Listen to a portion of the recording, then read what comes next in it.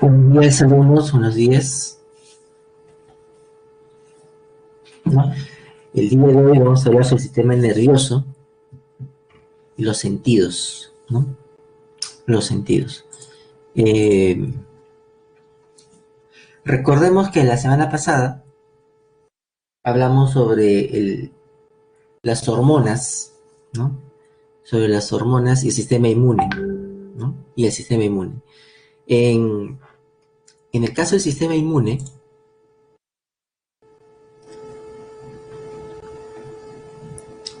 a ver, ¿dónde estás?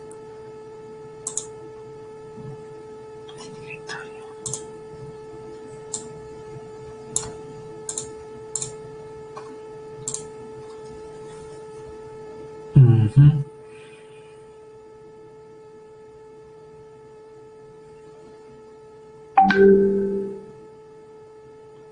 Acá.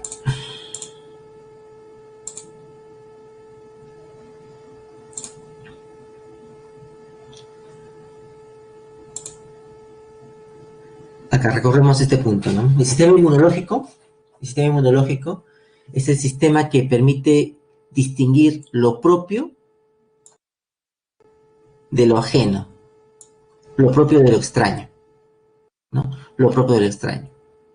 Para poder realizar esta diferenciación entre lo propio y lo extraño, se necesita de unas moléculas, ¿no? Las bacterias, los virus, ¿no? O cualquier otro sistema, cualquier otra entidad biológica que ingrese al cuerpo, tiene alrededor de él, unas moléculas, ¿no? Unas moléculas que la caracterizan a cada una de ellas, ¿no? Estas moléculas que la caracterizan reciben el nombre de, acuérdense, de antígenos, ¿no? De antígenos, ¿no? Y para poder reconocer estos antígenos,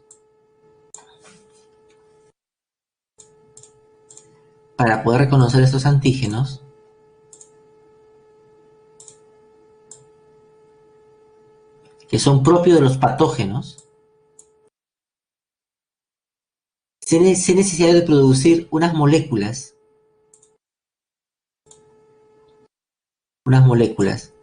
que son capaces de reconocerlos, ¿no? Estas moléculas que reconocen a los antígenos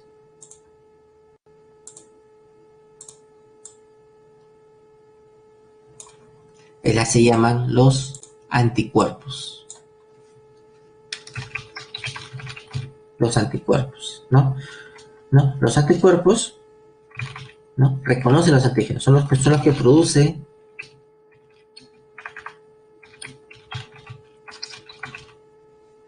el huésped, ¿no? Los que produce el huésped. Y estos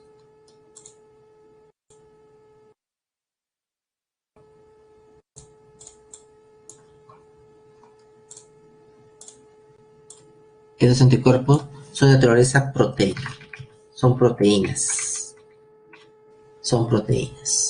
¿no? Y tienen la capacidad de reconocer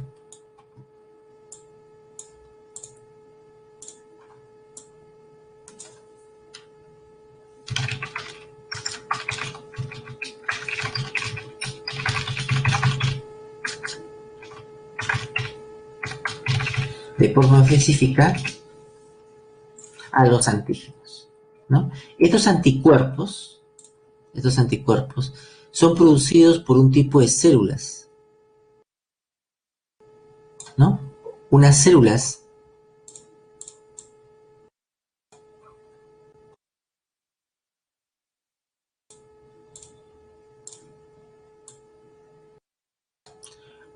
llamadas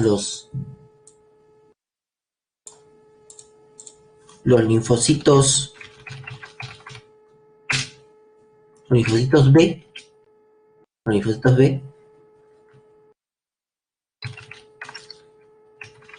son los que construyen, son los que hallan, ¿no?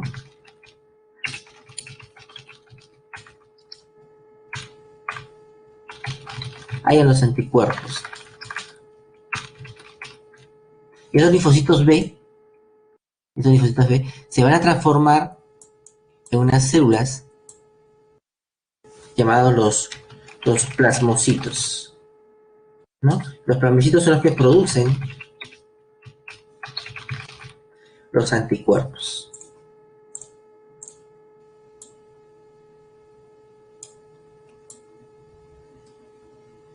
Y una vez que se producen los anticuerpos, estos van a reconocer a los antígenos de los patógenos.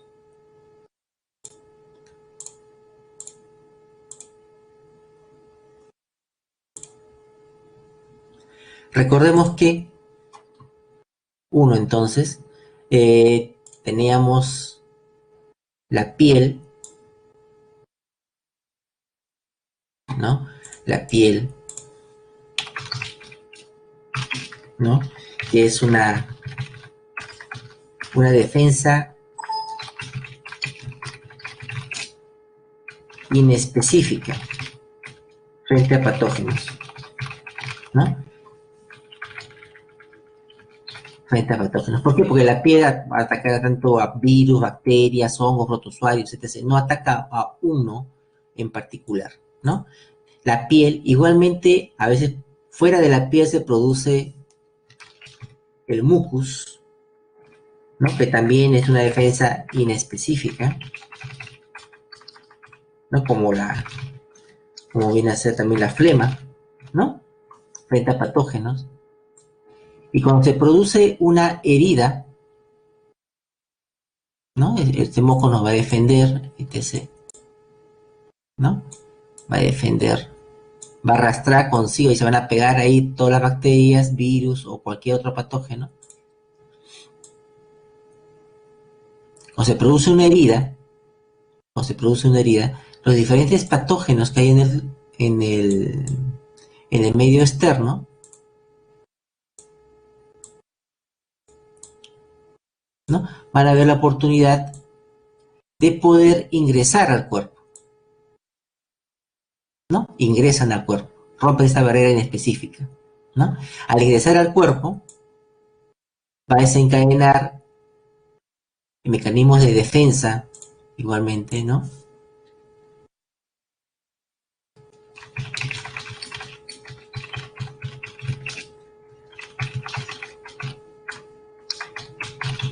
Mecanismos de defensa inespecíficos, ¿no? Mecanismos de defensa inespecíficos.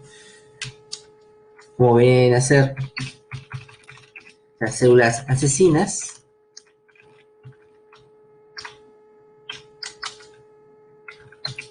que son las que van a atacar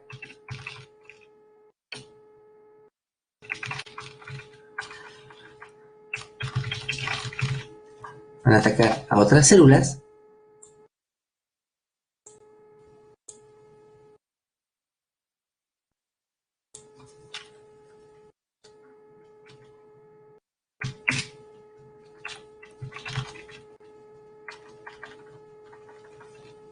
Las proteínas de complemento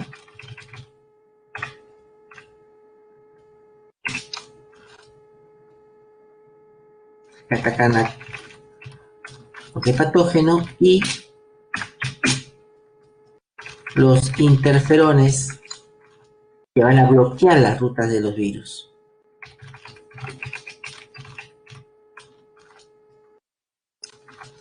Pero eso depende de cuántos organismos ingresen al cuerpo, ¿no? De cuántos ingresen, cuánto de estas entidades ingresen. Si ingresan 100, no pasa nada. Si ingresan 200, todavía puede defenderse. Estos mecanismos no van a defender, ¿no? No van a defender, ¿no? Pero si ingresan más, pues hay un concepto de carga mínima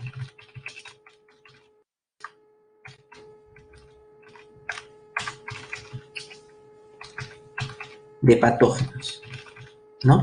Que viene a ser esta carga mínima, ¿no? La mínima cantidad de patógenos que nuestro sistema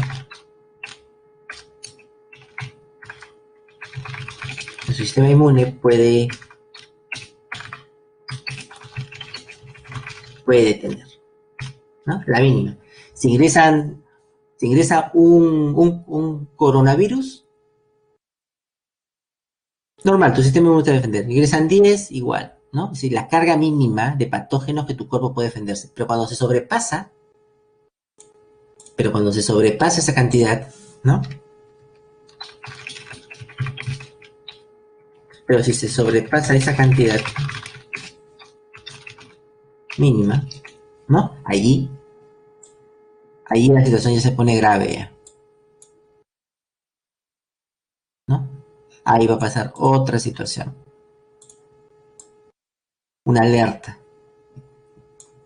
Comienzan a morir las células, ¿no? Comienzan a morir las células, comienzan a ser infectadas y comienzan los primeros síntomas de la enfermedad, ¿no? Comienzan los primeros síntomas de la enfermedad. ¿Y qué va a pasar? Va a aparecer uno, en primer lugar, estos seres van a comenzar a reproducirse, si son bacterias, o replicarse, si son virus, ¿no?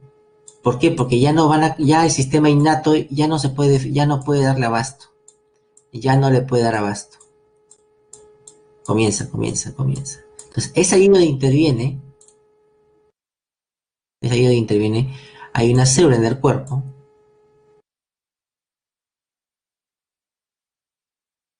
¿no? Una célula en el cuerpo que va a fagocitar una de ellas, ¿no? La fagocita. Esta célula es una célula macrófago presentadora de antígenos, así se llama, célula macrófago presentadora de antígenos. Esta célula va a digerir, va a fagocitar a los patógenos. Esa es su función, fagocitar a los patógenos. Pero no para destruirlos. No, su función no va a ser destruir a los patógenos. Lo que va a hacer esta es, una vez que lo fagocita, las diferentes partes del patógeno, ¿no? Las diferentes partes del patógeno las va a presentar en la membrana externa.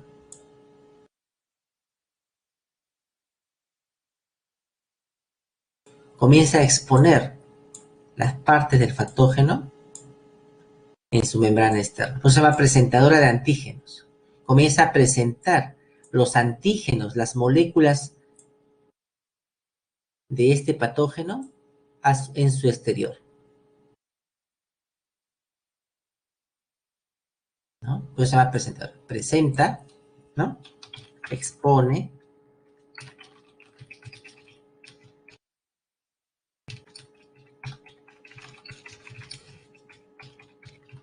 a nivel de membrana.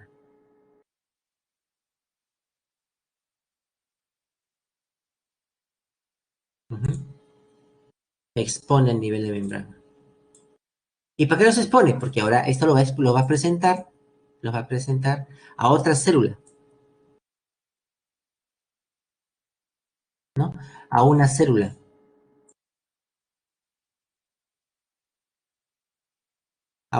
Esta célula es el linfocito B, ¿no? El linfocito B, su función es hallar al anticuerpo que reconozca al antígeno. Su función. Es como una especie de cerrajero, ¿no?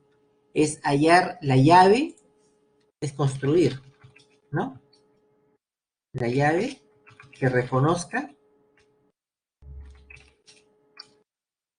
a la cerradura. Esa es su función, ¿no? La llave, vamos a llamarle que sea el anticuerpo, ¿no? y la cerradura, vamos a ver que sea el antígeno. Su función es esa, es construir un anticuerpo que reconozca el antígeno. Y ahí puede tardarse días. Esta célula puede tardarse días. Como también lo puede tardar horas, ¿no? Dependiendo de mucho del entrenamiento que tenga el sistema inmune. Así como nosotros hacemos ejercicio, corremos, mortificamos, el sistema inmune también se entrena. Y la forma que tiene el sistema inmune de entrenarse es cuando el cuerpo se enferma. Ujú. Es cuando el cuerpo se enferma. Es el momento en el cual el sistema inmune se entrena, ¿no? Se entrena. Este linfocito B lo que va a hacer es reconocer estos antígenos, ¿no? Y usarlos para construir el anticuerpo. Y así, varios linfocitos B toman diferentes antígenos y comienzan la tarea. Cuando uno de estos linfocitos B,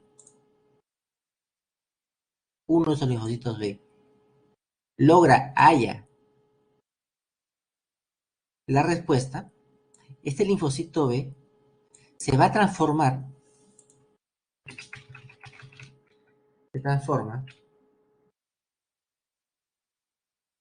en un plasmocito, en un plasmocito. Y el plasmocito va a ser el encargado de producir los anticuerpos. Se transforma cuando haya el anticuerpo, ¿no? Comienza a producir anticuerpos y comienza a clonarse a sí mismo. Ese se clona así. Comienza a clonarse. Una reproducción clonal.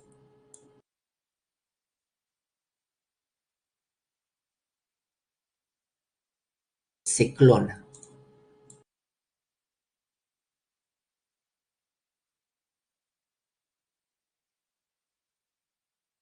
Se clona. Y cada uno de sus clones comienza a producir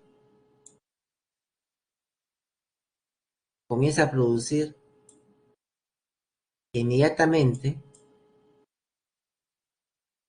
¿no? Los anticuerpos. Los anticuerpos, ¿no? Y estos anticuerpos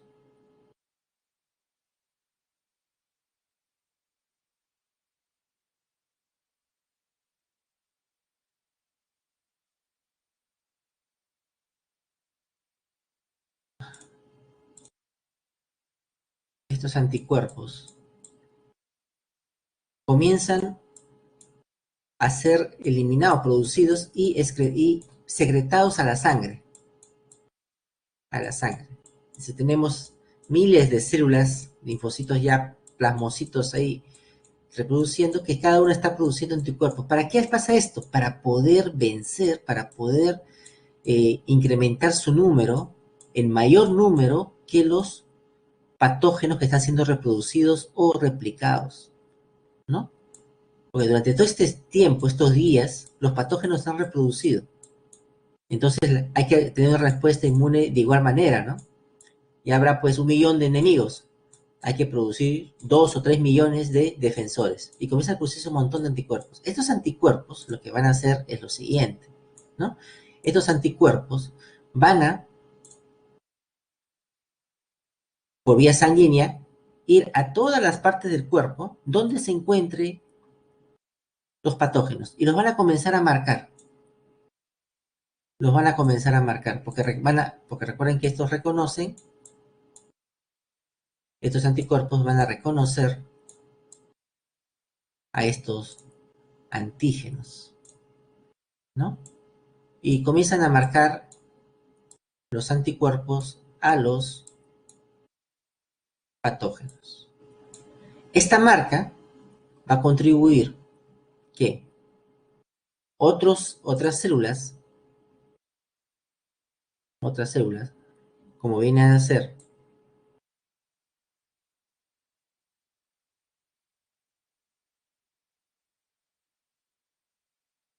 los monocitos se estimulen y se transformen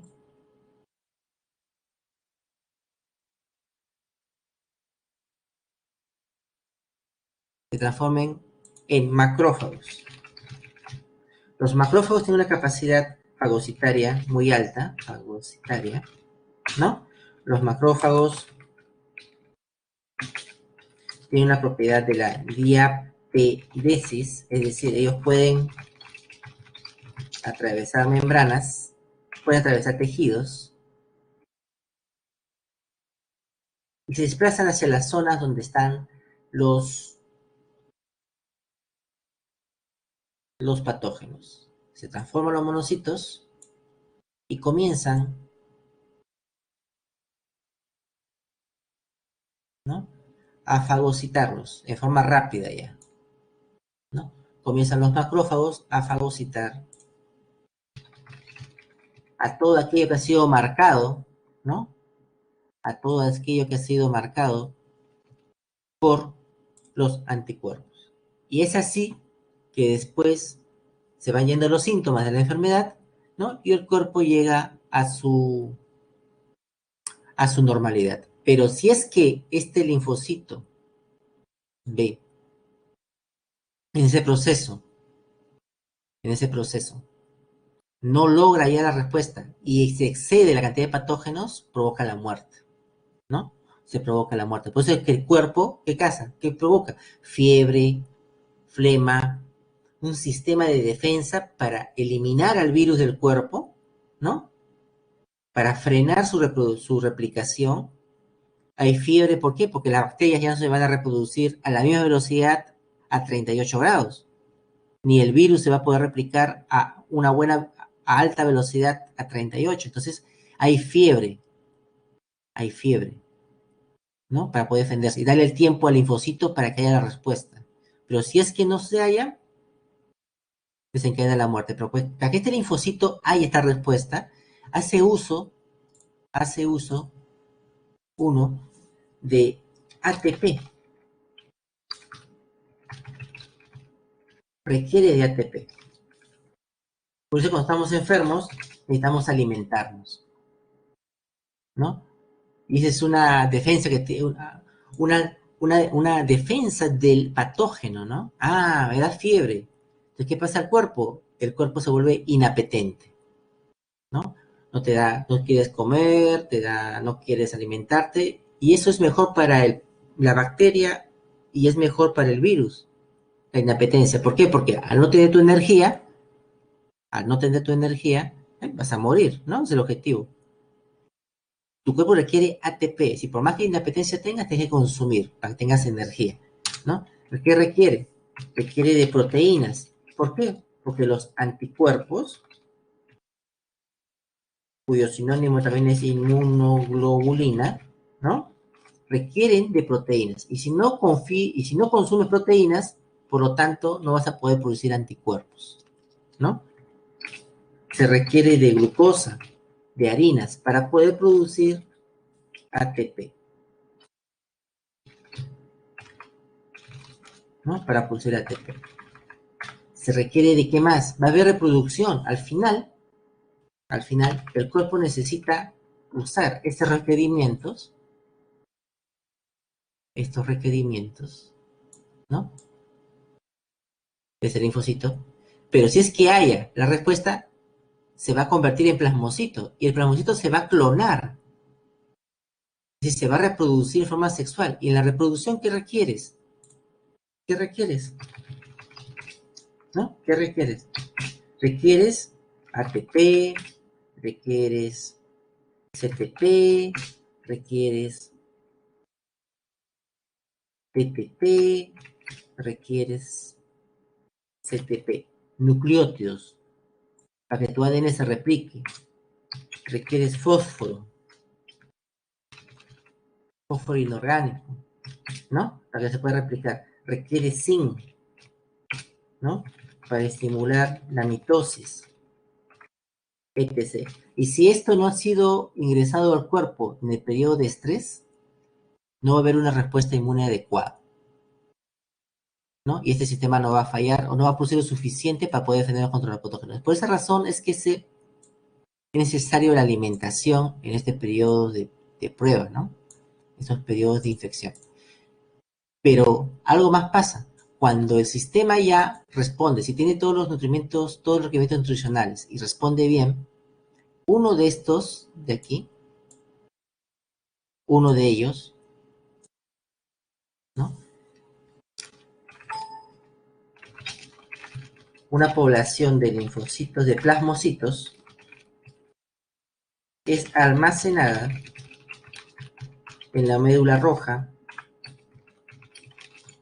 de los huesos largos.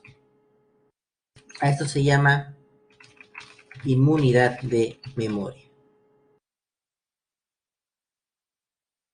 Como ha tardado mucho tiempo, uno de ellas, una población, se almacena en la médula ósea, inmunidad de memoria.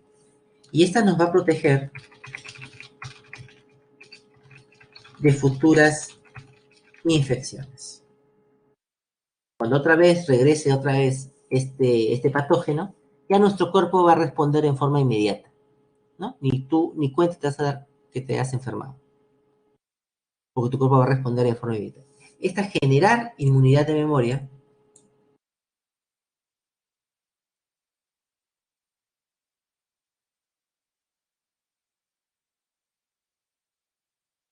esto se conoce,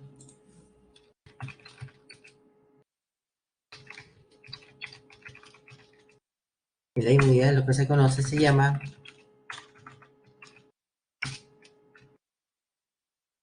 inmunidad activa. La inmunidad activa genera inmunidad de memoria. Así, si alguien se enfermó o tienes algún conocido, por ejemplo, ahora que está dando esta epidemia, ¿no? Alguien se infectó de SARS-CoV-2 y sobrevivió, ya tiene inmunidad de memoria, ya generó inmunidad de memoria, ¿no? Tiene inmunidad activa, ¿no? Otra forma de generar inmunidad activa es uno.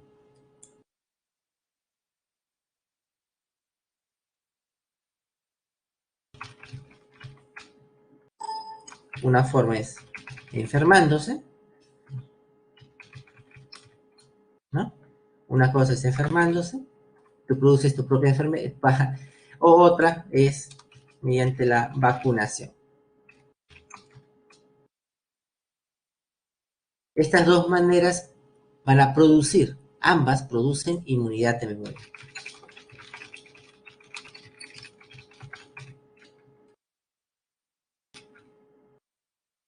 Ambas producen inmunidad de memoria, ¿no? Y hay que recordar, uno, ¿no? Que es las vacunas no curan, ¿no? Ayer estaba viendo el periódico, en el diario Ojo decía, la vacuna es el antídoto, tampoco, ¿no? Las vacunas no son antídotos, no son antídotos, ¿ya? ¿Por qué? Porque los antídotos, uno, no curan, acá, uno no curan. ¿Por qué? No es que una persona tiene COVID o cualquier otra enfermedad, y te agrego la vacuna para que te sanes. No, no. Las vacunas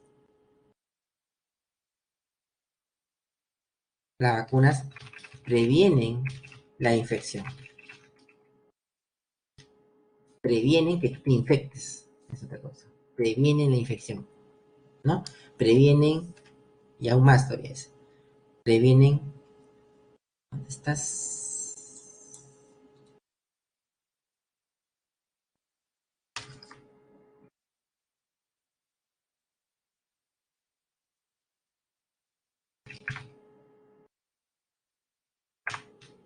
Parezca de verdad.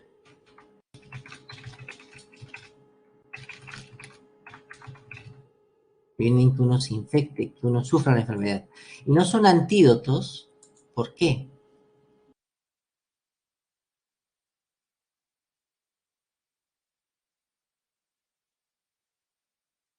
Porque un antídoto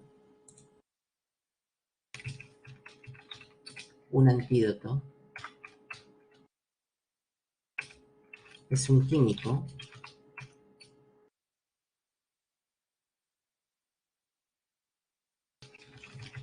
que no genera,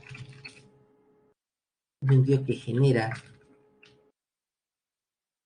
inmunidad pasiva. Es decir, no produce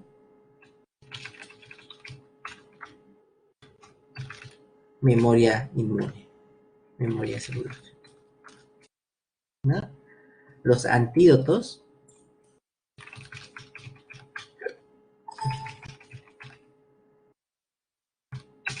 ¿no?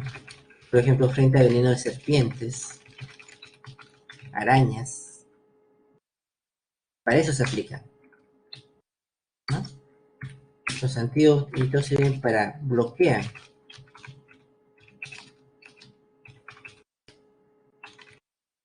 la actividad de estas sustancias, de venenos. Ese es un antídoto, ¿no? Inmunidad pasiva. Y así el cuerpo se defiende, ¿no? Contra estos patógenos. Inmunidad de memoria, ¿por qué? Inmunidad de memoria, ¿por qué? Porque todo este proceso que he explicado acá, todo este proceso anterior, todo este proceso, al final uno de estos linfocitos se va a la médula ósea y genera inmunidad de memoria, que nos va a proteger frente a otras infecciones. Y ahí está, en nuestra médula ósea roja, están guardadas todos los linfocitos que a lo largo de toda nuestra vida se han producido frente a enfermedades. Es un banco de memoria celular. Cuando tenías 5 años, te infectaste de sarampión, ahí está tu linfocito. Te infectaste de varicela, ahí está tu linfocito guardado. Ahí está el linfocito guardado, frente a la varicela. Se llama inmunidad de memoria. Cuando otra vez te quieras infectar, ellos se van a activar y te van a proteger. Eso se llama inmunidad de memoria. Se genera memoria celular. Se genera memoria celular.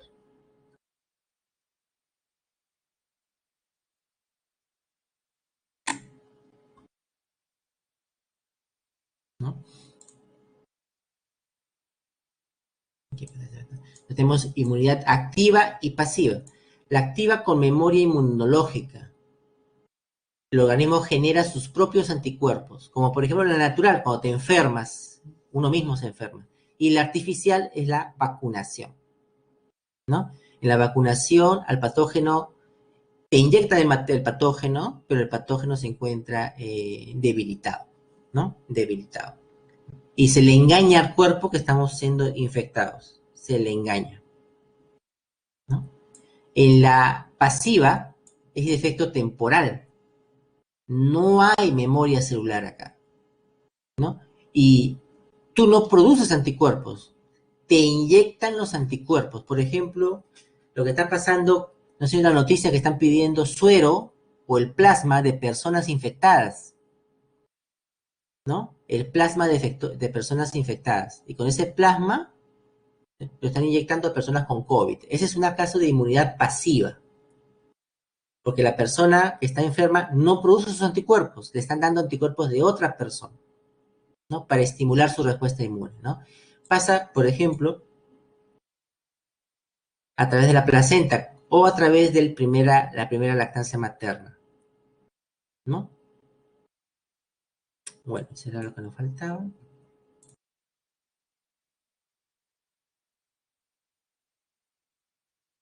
El tema de hoy vamos a hablar del sistema nervioso y los órganos de los sentidos, ¿no? El sistema nervioso, ¿no? Tiene un origen ectodérmico. Y aquí hablamos de dos tipos, los diblásticos y los triblásticos, ¿no? Los organismos diblásticos son aquellos que poseen dos capas embrionarias, ¿no? Que son el ectodermo y el endodermo. Y los organismos triblásticos son aquellos que poseen 3 capas embrionarias. Uno, el ectodermo, el mesodermo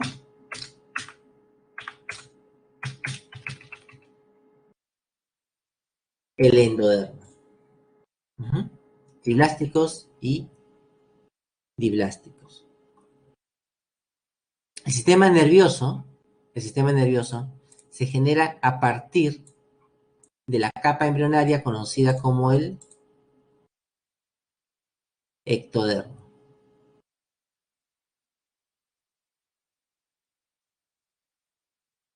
Conocida como el ectodermo. ¿No? En el sistema nervioso,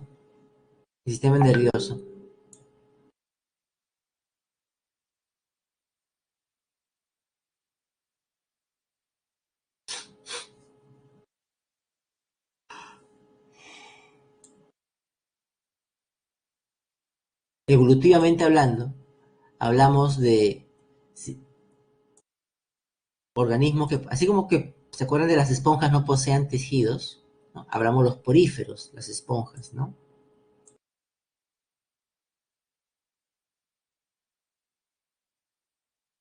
¿No? Las esponjas.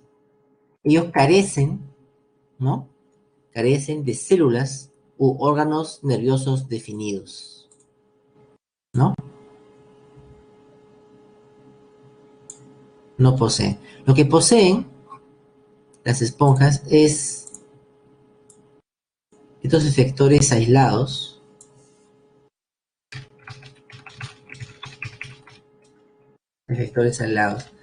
Se refiere a los porocitos, ¿no? Los porocitos, ¿no? Regulan el flujo de agua que ingresa al cuerpo, ¿no? Ellos tienen la capacidad de contraerse o relajarse, ¿no? Son efectores aislados, pues se dice efectores aislados, pues por ese aspecto. Pero formar tejidos no hay, porque recordemos que las esponjas, ¿no? Carecen de tejidos, ¿no? Las esponjas carecen de tejidos.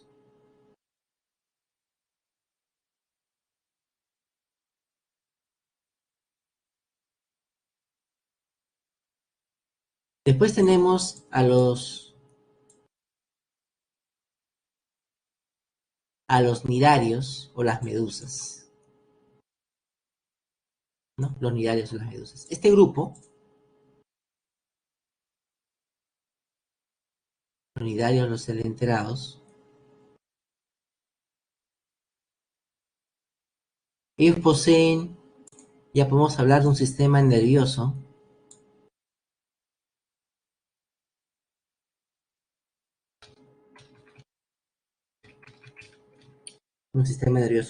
reticular, ¿no? ¿Por qué le llama un sistema nervioso reticular? ¿Por qué? Porque está distribuido como si fuera una red, ¿no? A modo de una red, ¿no? Una red.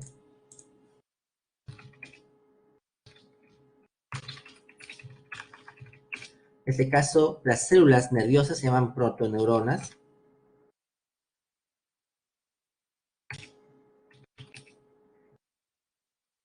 Que rodean a todo su cuerpo. Una cosa más reticular.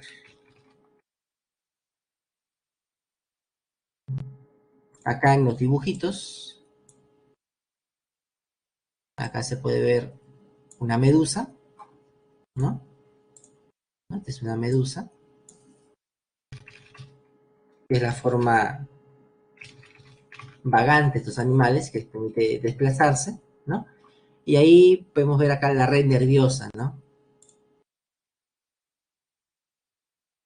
La red nerviosa, ¿no? Esta red intrincada de protoneuronas y forman el sistema nervioso primitivo de este animal.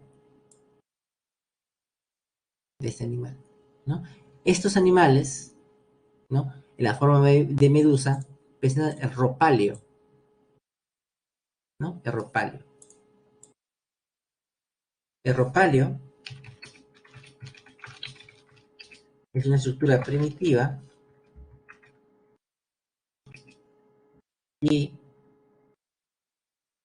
posee fotorreceptores que le permiten al animal no ver, sino tener simplemente información de presencia,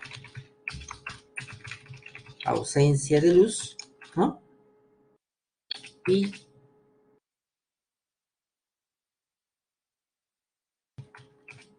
posee, ¿no?, una estructura que le permite el equilibrio, ¿no? Entonces, el ropalo le permite distinguir la presencia o ausencia de luz y aparte posee una estructura, ¿no?, que le va a permitir a la medusa saber dónde está arriba, dónde está abajo, el equilibrio, ¿no? Si la corriente marina hace que la medusa se voltee, ¿no?, se revuelva, ¿no?, este ropalo le va a permitir conocer dónde está arriba, dónde está abajo, ¿no? Parte del sistema nervioso.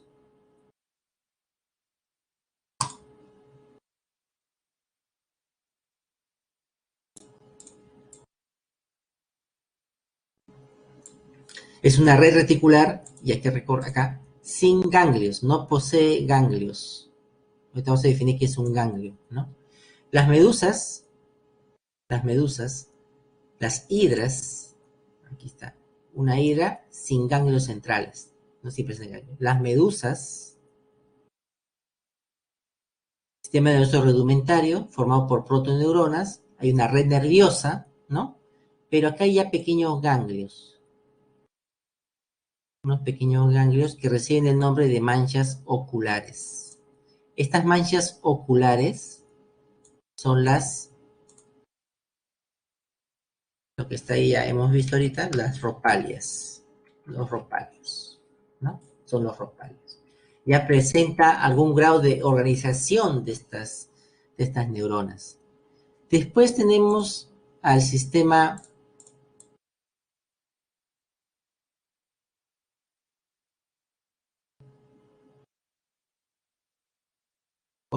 otro tipo de sistema nervioso,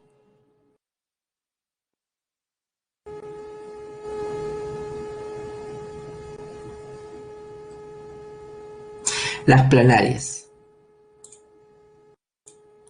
Ellas poseen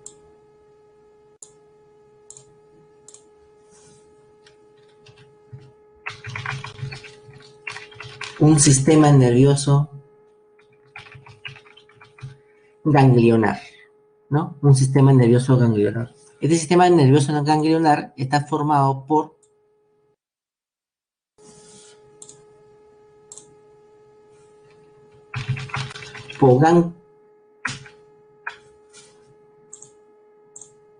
está formado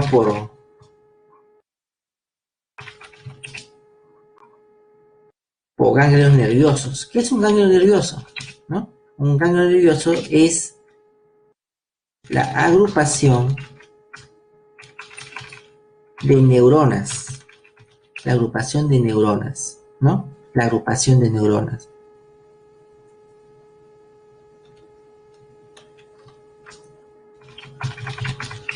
Especialmente de los cuerpos neuronales.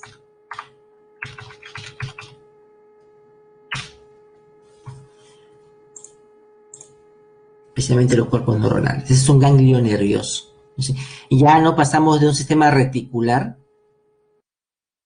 pasamos de un sistema reticular a un sistema ganglionar. Ya comienzan a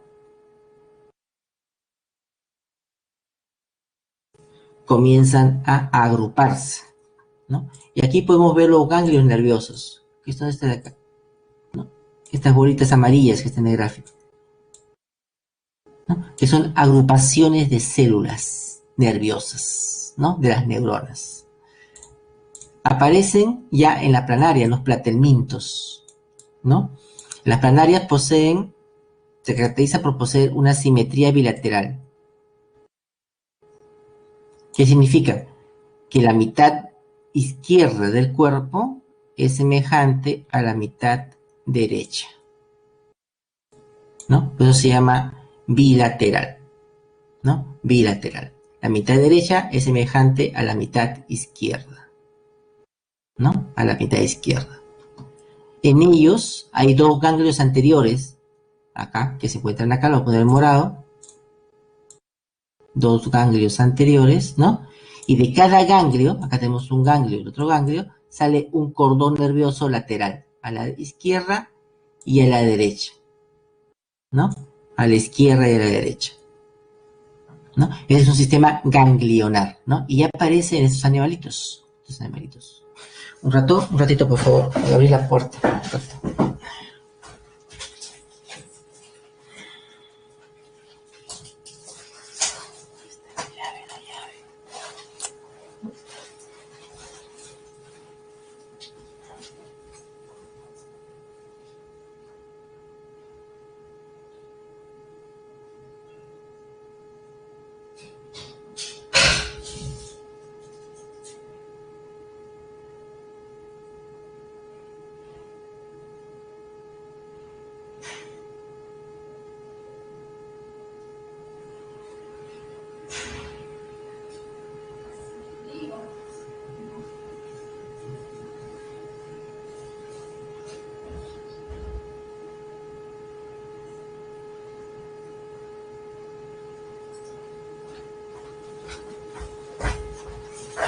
Ok, ahora sigamos. Entonces, los platelmintos son los primeros organismos capaces de simetría bilateral. Nosotros también tenemos simetría bilateral. La mitad derecha de nuestro cuerpo es semejante a la mitad izquierda, ¿no? Esta característica aparece por primera vez en platelmintos, ¿no? En ellos ya hablamos de una organización nerviosa, ¿no? Una organización nerviosa de tipo ganglionar, ¿no? Ganglionar. Y aparece algo más, el proceso de la cefalización, ¿no? Que viene a ser, ¿no? El desarrollo, ¿no? De la parte anterior del cuerpo.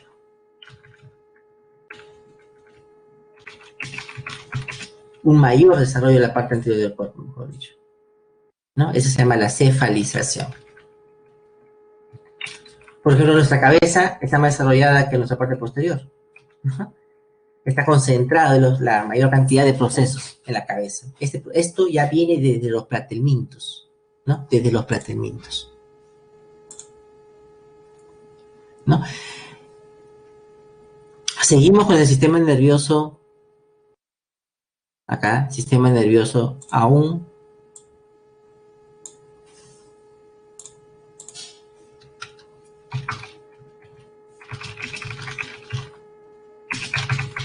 ganglionar, ¿no? Aún seguimos con el sistema nervioso ganglionar, ¿no? En este caso, tenemos un sistema nervioso centralizado ya ventral, ¿no? Con dos cordones paralelos y una gran cantidad de ganglios. Los anélidos, las lombrices, ¿no? Poseen dos ganglios cerebroideos, supra y supraesofágico. ¿Qué significa supra? Encima e infra, debajo del esófago, formando lo que se llama el anillo circunfaringeo,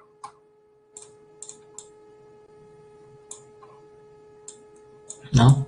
El prostomio, acá podemos ver acá la imagen del anélido,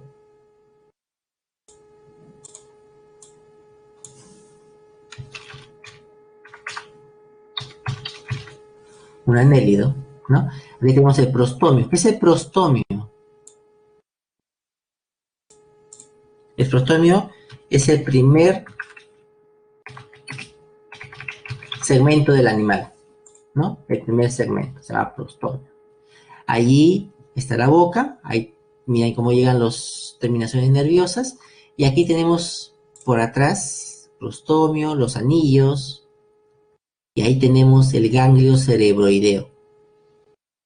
Este ganglio cerebroideo se encuentra, uno, encima del esófago y otro por debajo del esófago, ¿no? Subfaringeo, ¿no? Uno encima y debajo, ¿no? Formando este anillo circunfaringeo. Circunfaringeo. Es ventral,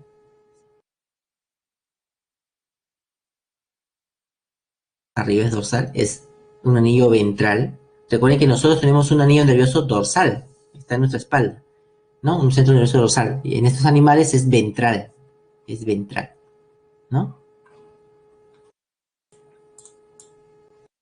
Y dos cordones nerviosos unidos por segmentos de nervios, así como hay uno, hay otro por debajo ventral, y con ganglios de neuronas sensitivas y neuronas motoras. ¿Qué es una neurona sensitiva?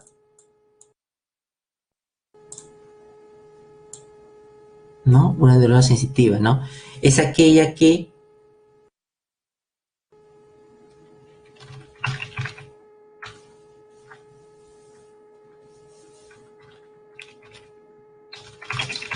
transmite información del entorno a los centros nerviosos. Transmite información del entorno a los centros nerviosos, ¿no?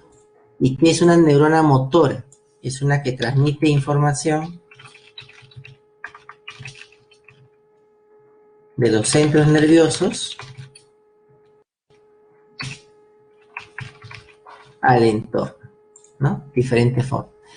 Hay ya dos tipos de neuronas. En los artrópodos, ¿no? Es semejante a los anélidos, ¿no?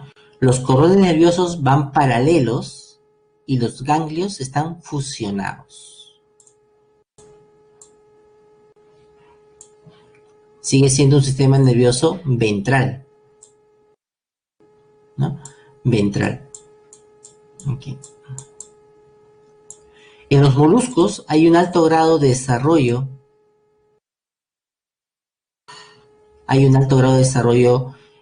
nervioso, principalmente en los cefalópodos, que hemos hablado cuando hablamos del sistema circulatorio también, ¿no? En los ganglios se forman los centros de mayor complejidad, poseen un mayor desarrollo. Los bivalvos poseen tres pares de ganglios bien diferenciados, ¿no? En los cefalópodos, el sistema nervioso es muy evolucionado, ¿no? Es muy evolucionado, es altamente evolucionado, ¿no?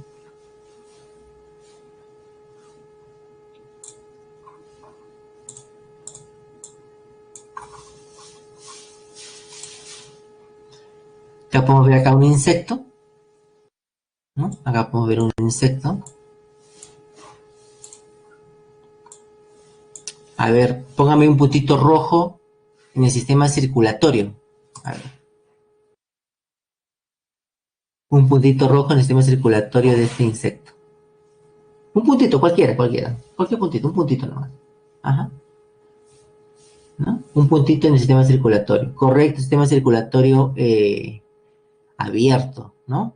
Abierto. Son sus cinco corazones. Los corazones son dorsales, ¿no? Sistema circulatorio dorsal, ¿no? Es dorsal. En cambio, el nervioso es el morado. Que está abajo es el ventral, ¿no? Muy bien, ¿no?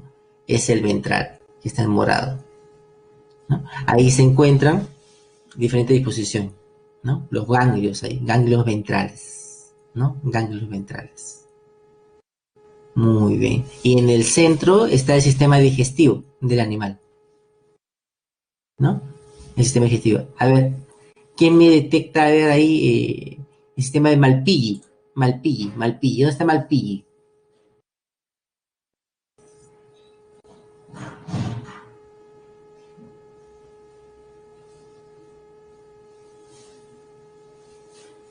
Correcto, ¿no? Se encuentra al final del sistema, sistema digestivo, ¿no? Muy bien, muy bien. ¿No?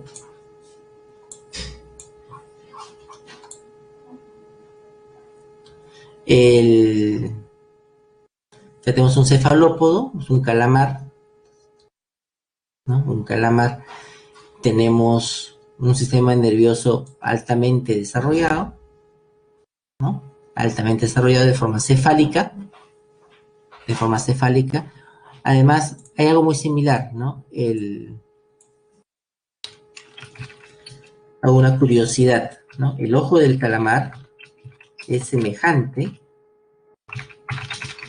al ojo humano. Es tan semejante de que parece que hubieran descendido uno del otro. Esto se llama evolución con evolución convergente, ¿no? Evolución convergente. Es muy semejante.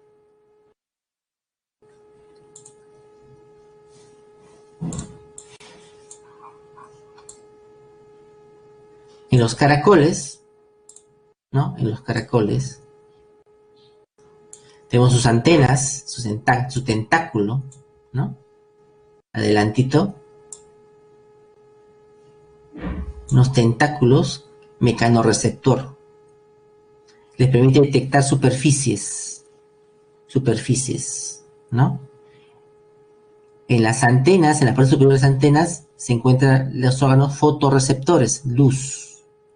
Aparte en el pie, posee un ganglio que le permite detectarse sobre qué superficie se encuentra desplazándose, ¿no?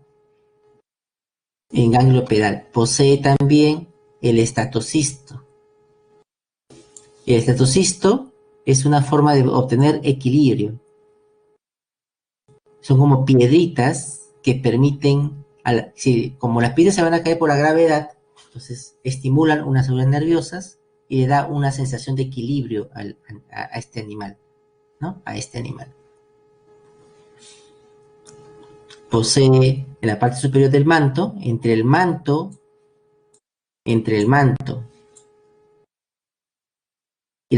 el pie musculoso, ¿no? Y el pie musculoso se encuentra un quimiorreceptor, el osfradio, semejante a lo que viene a ser la nariz, por ejemplo, humana, ¿no? Son quimiorreceptores, ¿no? Percibir olores, ¿no? Que hay en el medio, ¿no? En el medio.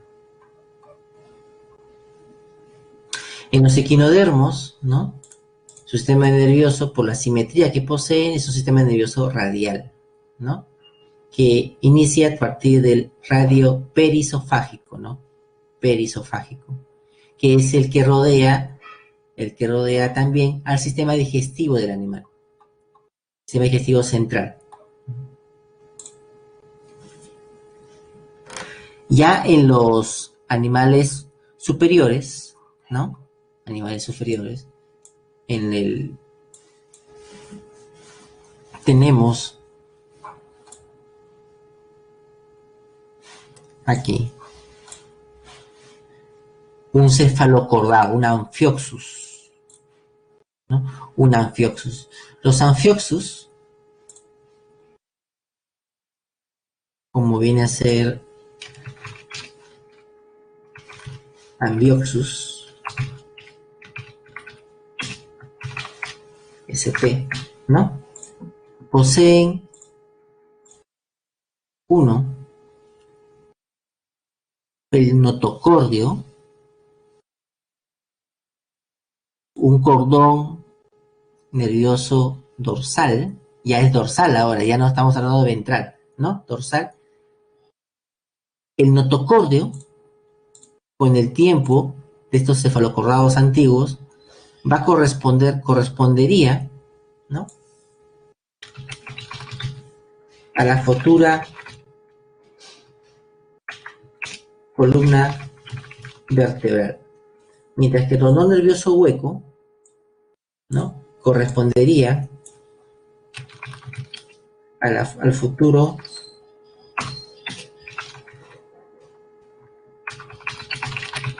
sistema encefálico, ¿no? Es el cerebro y médula espinal.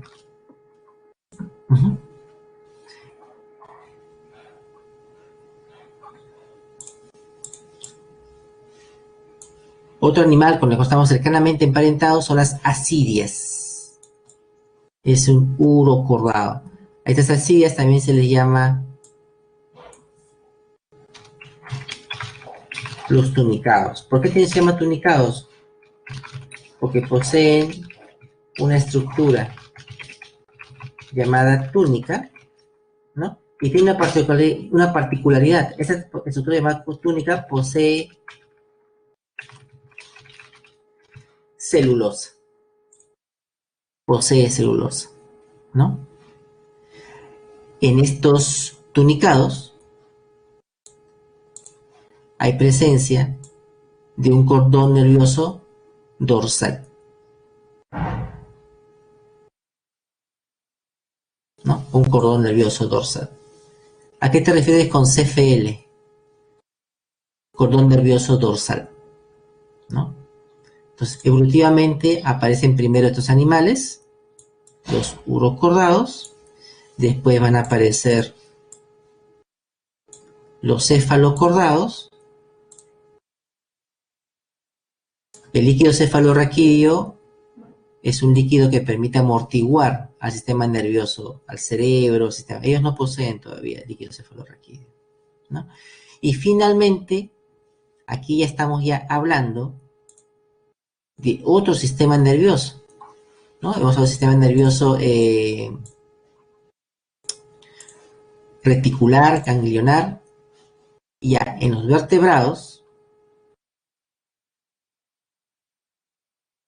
en este grupo tenemos un sistema. En esos animales no hay líquido cefalorraquídeo todavía. En el Amphioxus, en la Asidia, no existe eso todavía. No hay presencia de esto. Sistema nervioso encefálico, ¿no? El sistema nervioso encefálico, que en los vertebrados, ¿no? Se presenta en un alto grado de complejidad. Ya en los vertebrados, ¿no? En los vertebrados, el encéfalo es un cordón nervioso dorsal, a diferencia de los invertebrados, que es ventral, dorsal, ¿no? Único y hueco, con pares de nervios craneales, ¿no? Como se puede ver acá, ¿no? Ya es dorsal, por ejemplo, acá tenemos un anfibio, dorsal, acá podemos ver el ave, ¿no? Es dorsal. Es dorsal, ¿no? Vamos a hablar más de este punto.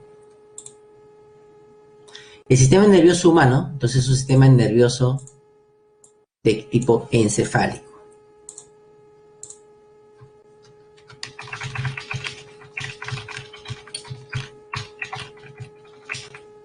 Es un sistema nervioso encefálico, ¿no? El sistema nervioso está formado por dos partes, el encéfalo y la médula espinal, ¿no? El encéfalo, ahí está, ¿no? Tenemos el encéfalo, está formado por el cerebro, o también llamado la parte anterior, ¿no? El cerebelo, el tronco encefálico, ¿no? Que viene a ser la parte posterior del encéfalo, ¿no? Es el principal centro nervioso.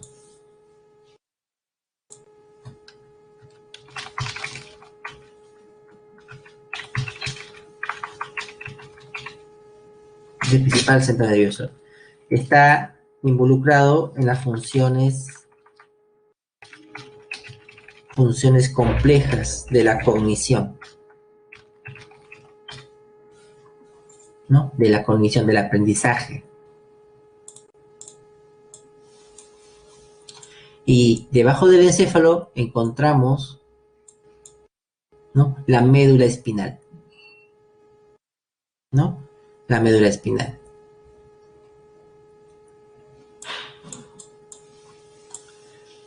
Ambos, el encéfalo y la médula espinal, van a ser parte del sistema nervioso central,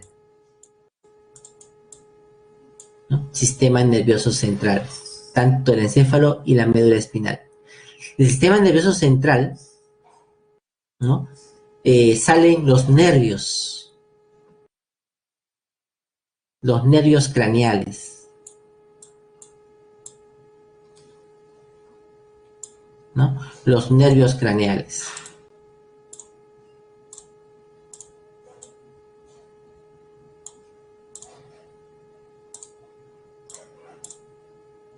Los nervios craneales, ¿no?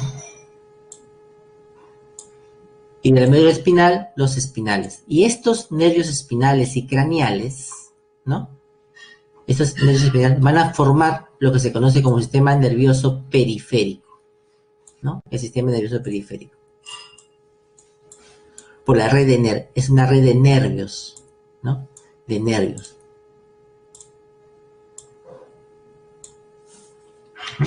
Los nervios, ¿no?, son estructuras por las cuales, ¿no?,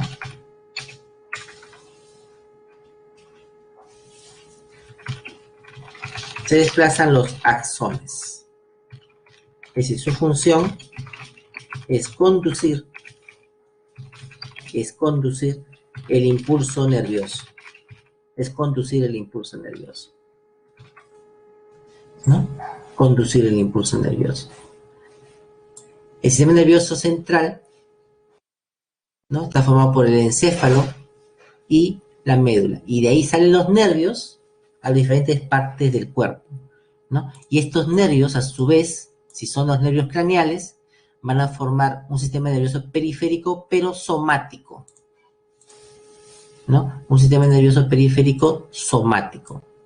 ¿Por qué? Porque estos nervios, ¿no?, van a inervar a la piel y al músculo esquelético.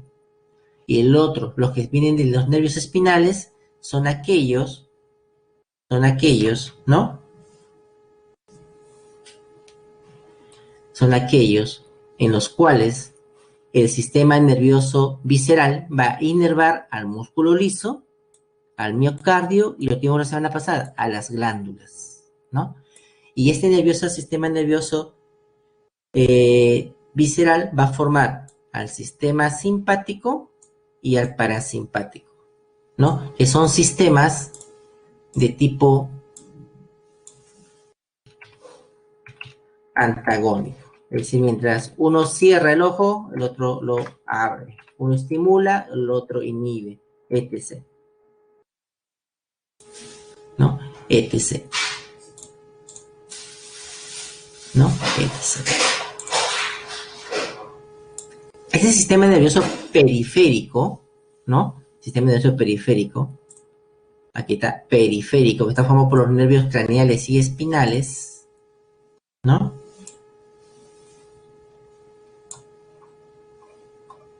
Uno, estamos por los nervios craneales, porque salen del encéfalo.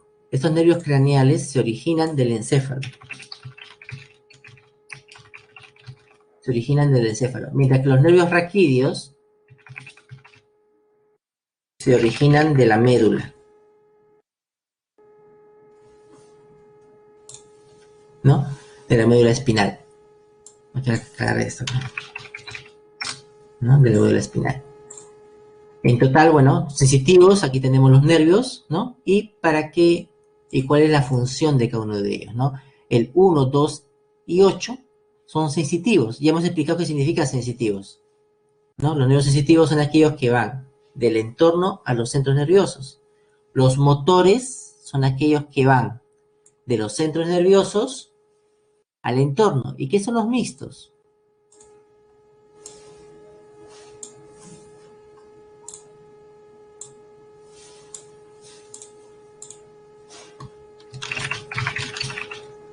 Un nervio mixto Un nervio mixto es aquel que posee fibras nerviosas sensitivas y motoras,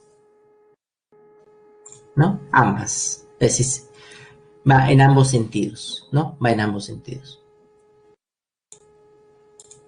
El nervio olfatorio, número 1, 2 y 8, son sensitivos. Nervio olfatorio, sensitivo. El nervio óptico a la visión, ¿no? El 8, sensitivo, se ocupa de la audición y el equilibrio, ¿no?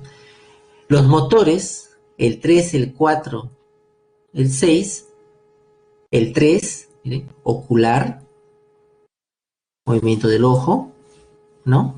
El 3, el 4, el patético, motor, como el anterior, también sirve para movimiento del ojo, ¿no? El 6, ocular externo, también para el ojo. El 11, motor para movimiento de cabeza, movimiento de la cabeza. El 12, el hipogloso, movimientos relacionados con el habla.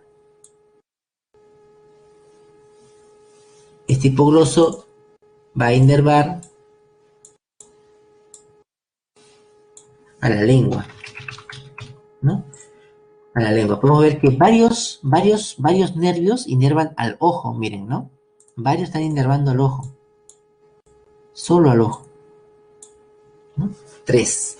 Los mixtos, que son ambos, ¿no? Ambos, los mixtos, ¿no? El trigémino. El trigémino. Sensaciones de la piel, ¿no? Tacto, ¿no? La masticación. Tenemos al 7, el facial. Expresiones faciales y el gusto. Al 9, el glosofaringeo, la deglución, el gusto, el placer. Ya tenemos a 3 también dedicados a la boca, ¿no? A esta función. Y tenemos al número 10, el nervio vago. El nervio vago es el más largo del cuerpo, ¿no? Irriga diferentes regiones. Inerva diferentes regiones. Inerva. ¿No? ¿No? Ok. La médula espinal, la médula, posee las mismas partes que están acá mencionadas, ¿no? La parte cervical, la parte dorsal, la parte lumbar, la parte sacra, ¿no? La parte sacra, ¿no? El sistema nervioso central, ¿no? Acá vamos a hablar del encéfalo, ¿no? Acá podemos ver uno, el tálamo, ¿no? El tálamo. Ahí vemos al hipotálamo que hablamos la semana pasada, ¿no? Responsable de controlar a la hipófisis, ¿no? A la hipófisis. Tiene bastantes sensores el tálamo, ¿no? El tálamo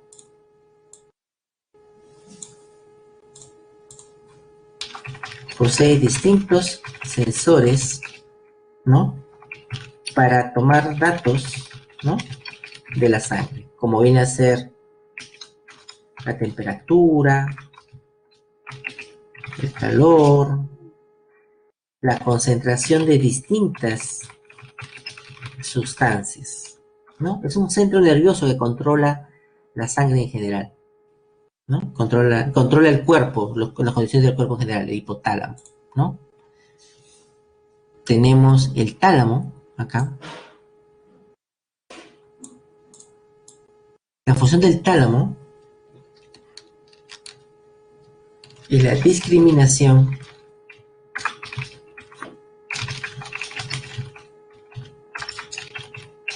de señales. La discriminación de información, ¿no? La discriminación de información, ¿no? Es también conocido como el centro de atención, ¿no? Centro de atención. Tú puedes estar escuchando, estar leyendo y a la vez puedes estar escuchando tu música, por ejemplo, ¿no? Pero tu cerebro está concentrado en lo que tú lees. ¿Quién discrimina esa información? Es el tálamo, ¿no? El tálamo es el centro discriminante de la información, ¿no? O, por ejemplo, estás en una reunión, ¿no? Y hay un montón de personas, y comienzas tú a buscar el rostro de tu amigo o tu amiga.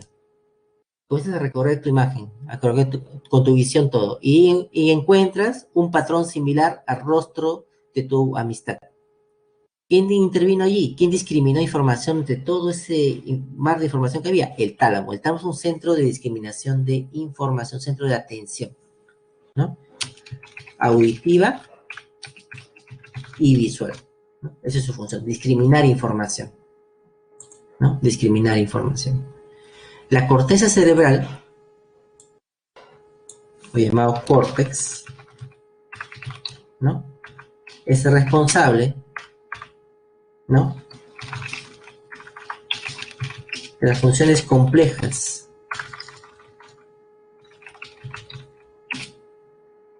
humanas, en este caso, ¿no? Como la cognición, el análisis, la interpretación, etc., ¿no? El corte cerebral.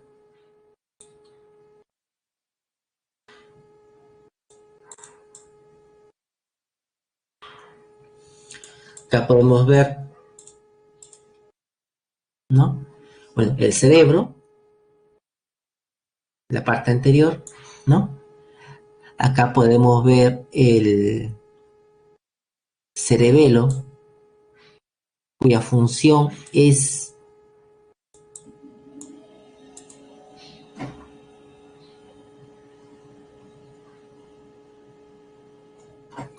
la función del cerebelo, aquí, acá, ¿no? Es mantener el equilibrio,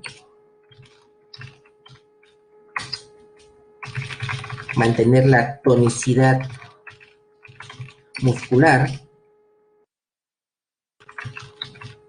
¿no? Mantener la tonicidad muscular, ¿no? Nuestros músculos, a pesar de que estamos dormidos, relajados, están ligeramente contraídos, ¿no? Eso se llama tonicidad muscular, ¿no? Nuestros músculos están ligeramente contraídos. Cuando sucede la muerte, el cerebelo deja de funcionar y todos los músculos que están en un estado de semicontracción se relajan. Por eso dicen, ¿no? Estiró la pata, ¿no? Entre comillas, dicen a veces, ¿no? Se estiró. Uno crece un poquito más, ¿no? ¿Por qué? Porque el cuerpo totalmente se relaja, ¿no? El cerebelo pierde su función, esa función de mantener. Además, también, el cerebelo se encarga de la motricidad fina. El escribir, por ejemplo, ¿no? O el jugar tenis o ping-pong, ¿no? Son movimientos finos. Correcto, correcto, ¿no? Movimientos finos. Jugar tenis, ping-pong, por ejemplo. O jugar pelota, ¿no? Estás jugando la pelota, le pasas tú la pelota a tu compañero que está como a 20 metros de distancia. ¿Quién participó ahí? Tu cerebelo, la motricidad fina. El escribir, motricidad fina, ¿no? Dibujar, motricidad fina, ¿no? Son actividades que estimulan las neuronas del cerebro, del cerebelo, ¿no? Este tronco encefálico, lo que va a permitir es regular, ¿no? Los procesos digestivos, los procesos o frecuencia la frecuencia respiratoria, ¿no? El tronco encefálico.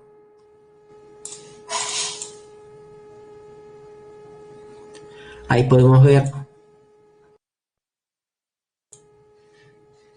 el hipotálamo, la naranjita, ¿no? Y ahí debajo está la hipófisis, que es el sistema endocrino, ¿no? El sistema endocrino, ¿no? Y posterior se encontrará la glándula pineal, ¿no? la glándula pineal. Recuerda que la glándula pineal es la que regula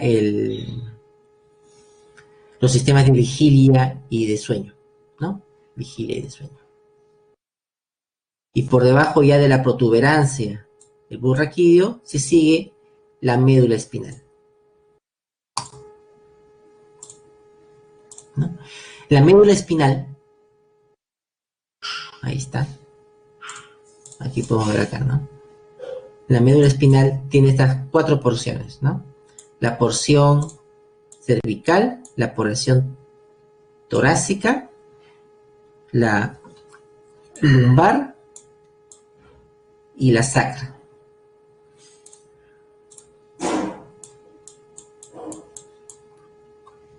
En la médula se sucede este fenómeno llamado el arco reflejo.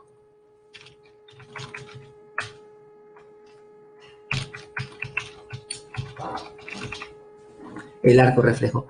El arco reflejo es una respuesta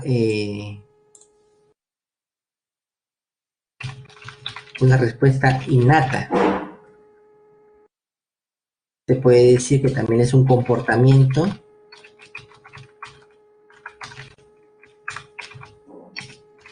innato, ¿no? Un comportamiento innato.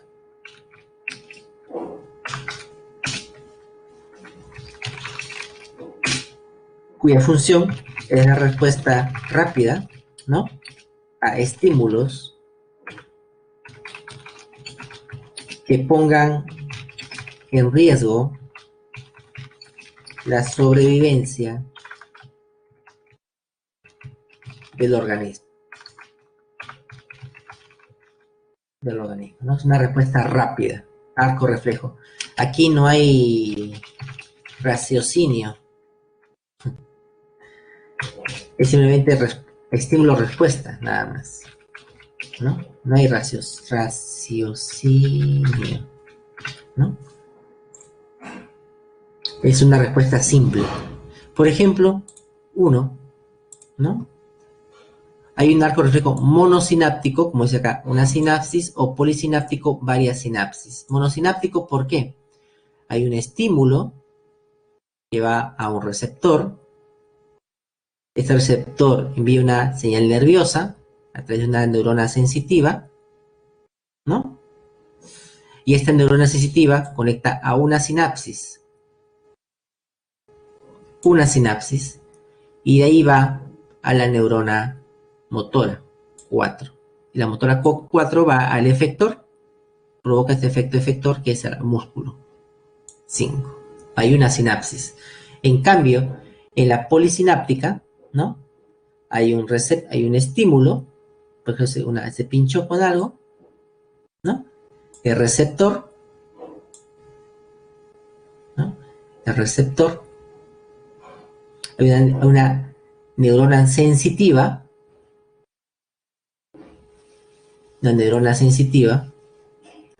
sensitiva llega aquí a una sinapsis, a una interneurona 4, y esta interneurona, otra sinapsis, a la neurona motora 5, que va a llevar la señal al receptor 6, ¿no?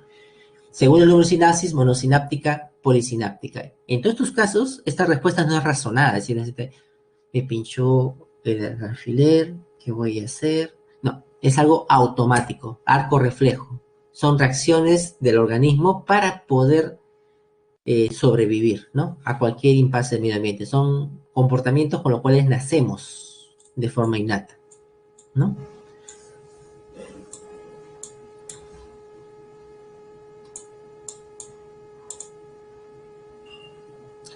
La sinapsis química se refiere, bueno, acá tenemos una neurona, ¿no? Una neurona. Acá podemos ver el cuerpo soma de la neurona, ¿no? En el cual se encuentra su núcleo. Las dendritas. Por las dendritas,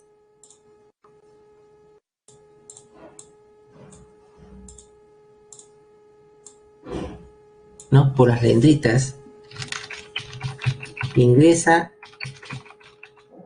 el impulso nervioso a la neurona. Por las dendritas, ahí ingresa el impulso nervioso a la neurona, ¿no? Se desplaza por el cuerpo soma,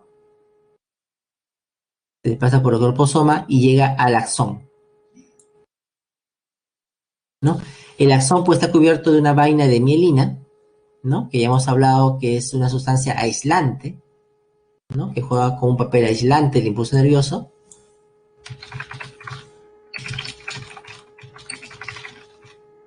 ¿no? Y además también juega un papel, ¿no? En el cual se incrementa la velocidad del impulso nervioso.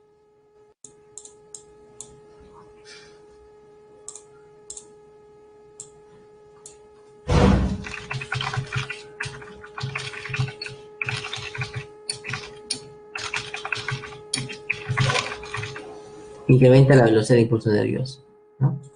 El impulso nervioso sigue dirigiéndose en ese sentido por el axón hasta llegar a los botones terminales, ¿no? Los cuales van a conectarse con otras neuronas, como pasa acá, ¿no? Esa conexión con otras neuronas es la que se conoce como sinapsis, ¿no? Como sinapsis. Acá podemos ver acá una sinapsis.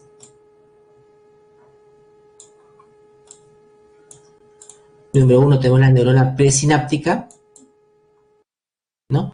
Por ahí llega el impulso nervioso, número 1, ¿no? Es el impulso nervioso que va a hacer, va a activar los canales de calcio. Activa los canales de calcio que están en la membrana. Son proteínas aportadoras. El calcio ingresa al interior, ¿no? El calcio ingresa al interior de la célula. Este calcio, ¿no? Este calcio que ingresa va a facilitar que unas vesículas que vemos acá, estas vesículas, ¿no? Que están dentro en la neurona, en el citoplasma de la neurona, están transportando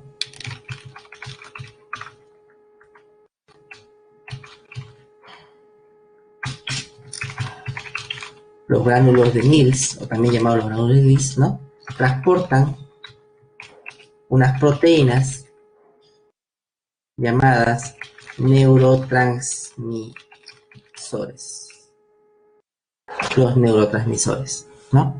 Estos neurotransmisores, pues estas vesículas sinápticas, ¿no? Y el calcio que ingresó, el impulso nervioso, va a provocar que estos neurotransmisores sean liberados a la sinapsis, al espacio sináptico. Son liberados al espacio sináptico, como los neurotransmisores son liberados. Y en la neurona postsináptica, ¿no? La neurona postsináptica, estos neurotransmisores van a ser reconocidos por unos receptores. Así como había en hormonas, había receptor de hormonas, igual, hay receptores para los neurotransmisores. Hay receptores. Y estos receptores, una vez que llegan a hacer contacto con el neurotransmisor, como podemos ver acá, va a generar otra vez el potencial postsináptico y el impulso nervioso continuo.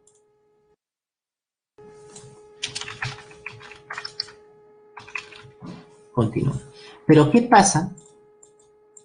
Es una forma en la cual el impulso nervioso salta de una neurona a otra, mediante el uso de los neurotransmisores. Pero ¿qué pasa si se bloquea este espacio sináptico? ¿Qué pasa? Entonces, el impulso nervioso se detiene y no llega a su destino. Y esa es la función de los analgésicos.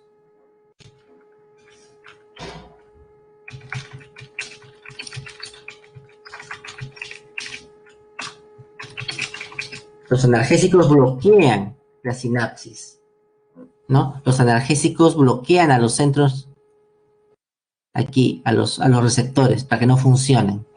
Por lo tanto, no se transmite el impulso nervioso, por lo tanto, tú no sientes dolor. Son los famosos anestesias, por ejemplo, ¿no? La anestesia bloquea ese espacio, por lo tanto, no hay dolor, ¿no? Uno, puede bloquear al receptor. Dos, puede bloquear a los neurotransmisores, ¿no? O puede bloquear la liberación de los canales de calcio. Si bloquea a los canales de calcio, por lo tanto, no va a haber liberación de vesículas, por lo tanto, el impulso nervioso no va a avanzar. Y tú vas a sentir, ya no me duele, y tú piensas, ya me sané. No es que te sanaste, sino simplemente que el dolor no llega a tu cerebro, el impulso nervioso no llega a tu cerebro para ser interpretado como dolor, nada más, es lo único, pero sigue por dentro del sistema funcionando, ¿no? La neurona, le decía que la neurona, el impulso nervioso ingresa por las dendritas,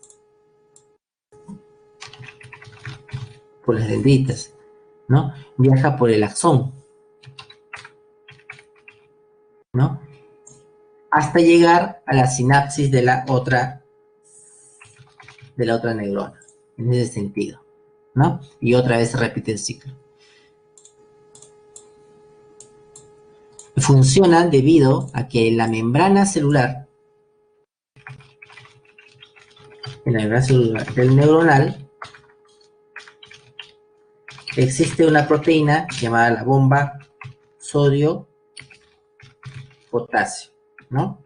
Que consume ATP, ¿no? Y genera una diferencial de cargas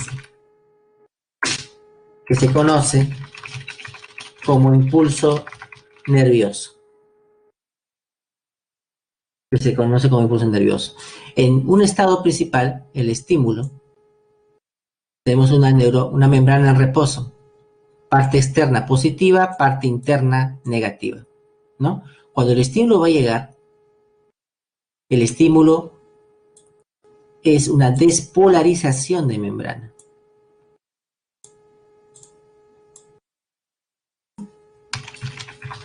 El estímulo despolariza la membrana. El estímulo despolariza la membrana. Podemos ver cómo se invierten las cargas, ¿no? Y comienza el impulso nervioso a desplazarse por la membrana, ¿no? Después, esta zona se va a repolarizar, se va a volver otra vez la repolarización, ¿no? Vuelve a su estado original.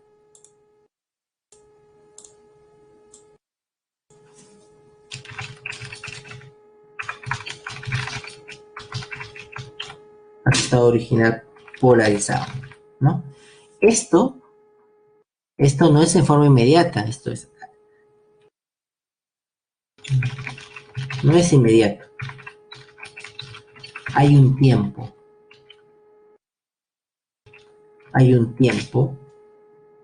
en el que tarda en repolarizarse. En ese tiempo que tarda en volver a su estado original, ¿no? En ese tiempo, la neurona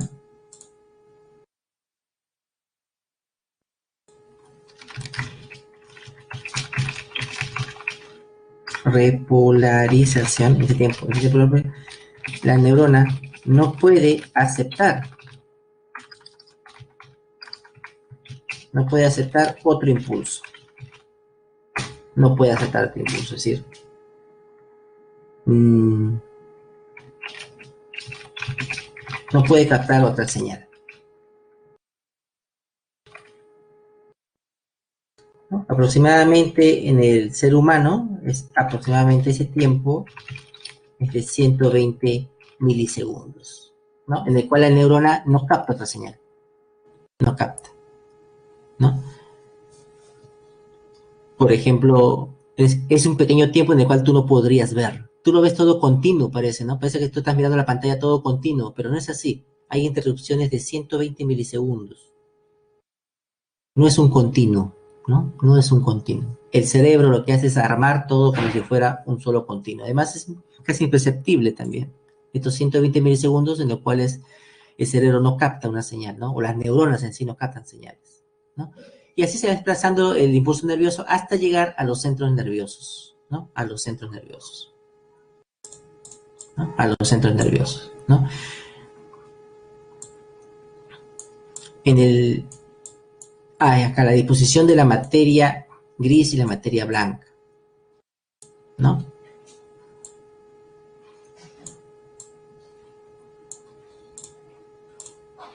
En el encéfalo y en la médula espinal, ¿no? La disposición es distinta.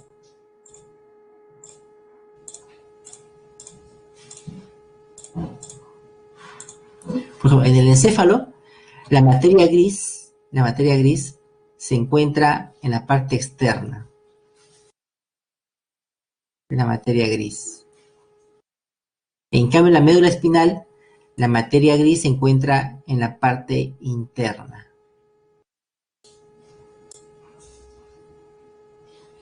Formando una especie de una H, ¿no? Esa disposición. Los órganos del encéfalo tienen la materia gris externa y los órganos de la médula espinal tienen la materia gris interna, ¿no? La materia gris interna. El cerebro humano,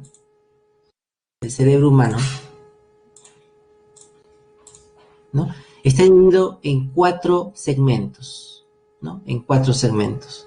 El lóbulo occipital, la parte posterior, ¿no? Está separado por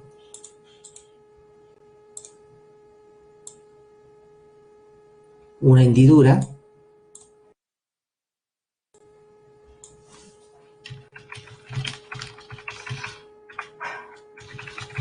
La cisura perpendicular. Tenemos el lóbulo occipital para la visión, ¿no?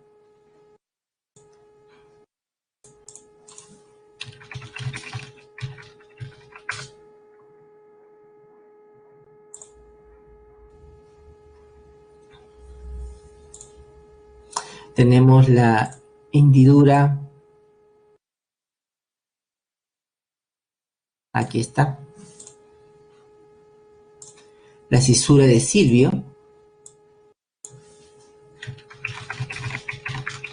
¿no? Que nos permite distinguir el lóbulo temporal, ¿no? O sea, almacena la memoria, ¿no? El lóbulo temporal dominante está implicado en el recuerdo de palabras, nombres de objetos, ¿no? Y el no dominante, por el contrario, en nuestra memoria visual, caras, imágenes, ¿no? Procesos de memoria, lóbulo temporal. Y tenemos otra cisura, que es la cisura de Rolando.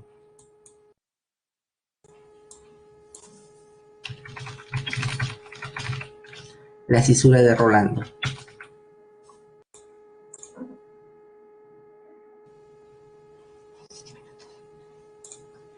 La cisura de Rolando, ¿no? Que se permite separar el lóbulo frontal del lóbulo parietal, ¿no? Los hemisferios cerebrales son asimétricos. ¿Por qué? Porque se dice que son asimétricos, ¿no? Son asimétricos debido a que cumplen diferentes funciones. ¿No? El lóbulo izquierdo, el hemisferio izquierdo para razonamiento, lenguaje hablado, lenguaje escrito, ¿no? Habilidad numérica, científica, y el hemisferio derecho para la intuición, la imaginación, el arte, la música, la percepción tridimensional e el control de la mano izquierda, ¿no? Dense cuenta aquí que es el derecho, la parte derecha del cuerpo, el hemisferio derecho controla la mano izquierda y el hemisferio izquierdo controla la mano derecha, ¿no? Y ambos tienen distintas funciones. Y estas funciones son comunicadas de uno a otro lado para coordinar mediante el cuerpo calloso. ¿Mm? Bueno, esta es la cisura que hemos visto, que separa el cerebro en los 4 lóbulos, ¿no? Y tenemos que el cerebro se encuentra dentro de una estructura llamada la meninges, ¿no? La meninges. Esa meninges tiene tres capas, ¿no? Una parte externa, la dura madre, ¿no? Una parte media, aracnoides, y una parte interna, la pia madre, ¿no? Debajo del aracnoides, se encuentra el espacio subaracnoideo. Y en este espacio subaracnoideo, allí se halla el líquido cefalorraquídeo, ¿no? Este líquido cefalorraquídeo, ¿no? Va a permitir, ¿no? Que el cerebro, ¿no?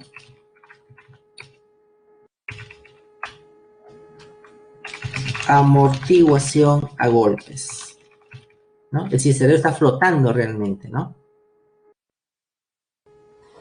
¿No? Se encuentra flotando realmente en este líquido cefalorraquídeo. La inflamación de la meningitis, de la meninges, provoca esta enfermedad llamada la meningitis, ¿no? La meningitis, ¿no? Acá podemos ver cómo la médula espinal tiene dentro la materia gris en forma de una H y por afuera la materia blanca, ¿no? La sustancia blanca está formada principalmente, está hecha de axones. Es decir, su función es transmitir impulso nervioso. Mientras que la sustancia gris está hecha de los cuerpos neuronales. Es decir, procesar información, ¿no? Procesar la información, ¿no? Vamos a hablar de ahora.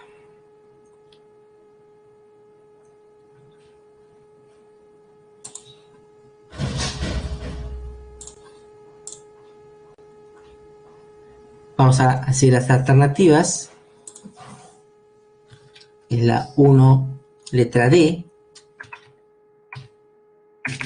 1D, 2B, 3C, 4A, 5C,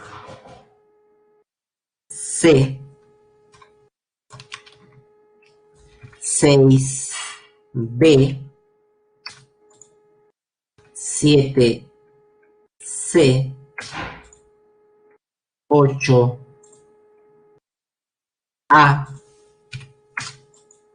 9C, 10B,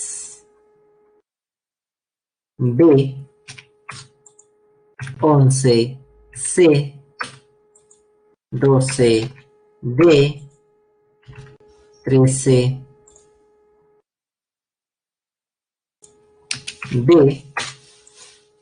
14D,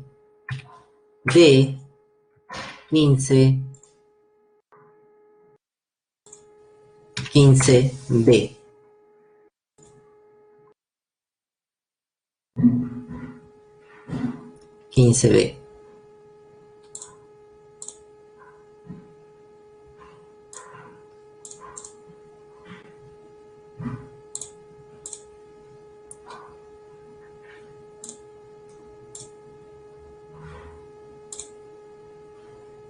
¿No?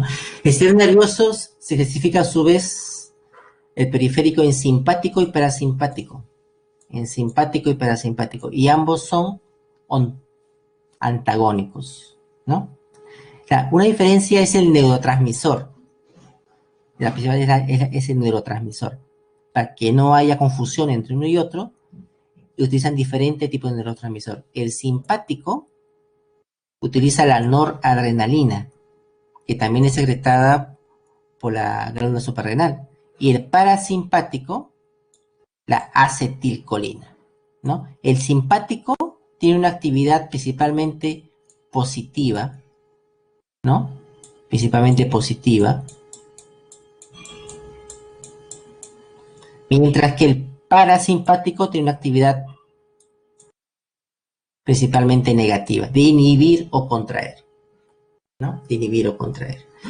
Para terminar, el simpático está formado por los nervios, nervio vago y los nervios craneales.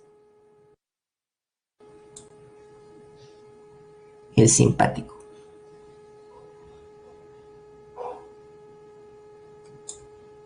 El parasimpático, acá, ¿no? El nervio vago de los craneales y el cervical. En cambio, el simpático está formado por otros nervios, por los nervios restantes, ¿no? Tenemos los nervios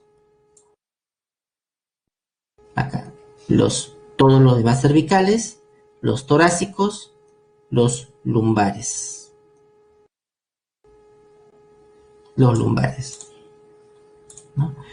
Y acá podemos ver como el parasimpático, en la parte final, ¿no? En la parte final tenemos a los nervios sacros, ¿no? A los nervios sacros, que son estos de acá, que contrae la vejiga, relaja el recto, ¿no? Parte del parasimpático.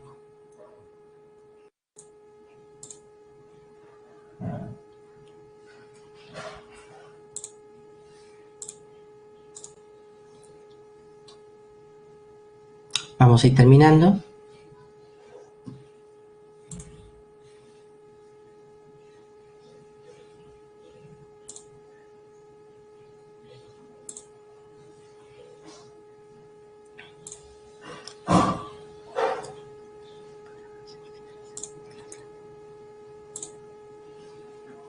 A sus refrigerios. Bueno, jóvenes, nos vemos en la siguiente clase y culminamos esta parte que nos falta, igual que ahora. ¿Ya? Que nos olvida sobre el órgano de los sentidos. Órgano de los sentidos.